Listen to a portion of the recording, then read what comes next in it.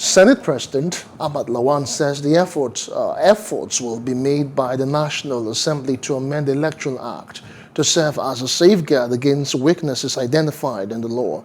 Lawan made this known in a short remark during plenary following a matter of national importance brought to the floor by Senator Yahya Abdullahi.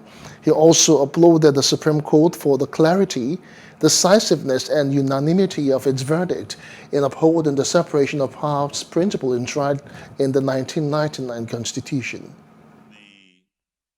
The electoral processes and procedures in our country.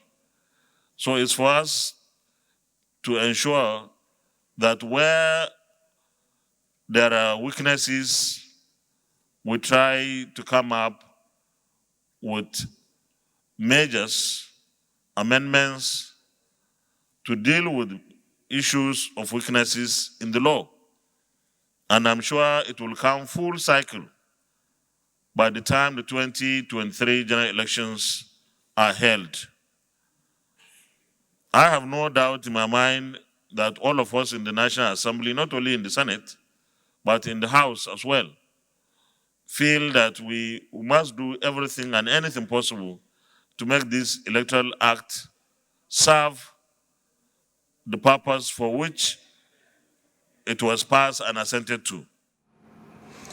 In his remark, Lawan described the judgment by the Supreme Court on Section 84, subsection 12 of the Electoral Act as a landmark that vindicates the National Assembly. According to him, further amendments to the Act would strengthen it ahead of the 2023 general elections. Mr. President, I think we still, as a National Assembly, have a major outstanding matters that remain. That is, we have to, after the 2023 elections, study the entire implementation process of what had happened. So that in one thing we might need to revert to our earlier stance on direct primaries. Our recent nasty experience on the misuse of consensus and delegate system has vindicated our earlier position on the merit of direct primaries, provided that a verifiable membership register of political parties is kept simultaneously at the ward level and with INEC, with all the necessary safeguards against corruption and data manipulation put in place.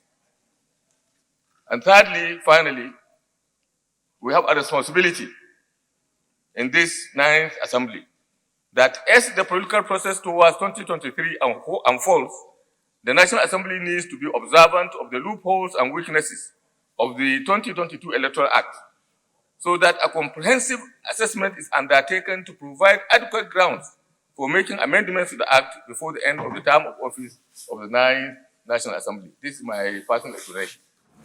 The Apex Court had struck out a suit filed by President Muhammad Buhari and the Attorney General of the Federation, Abubakar Malami, to challenge the controversial Section 84, subsection 12 of the Electoral Act.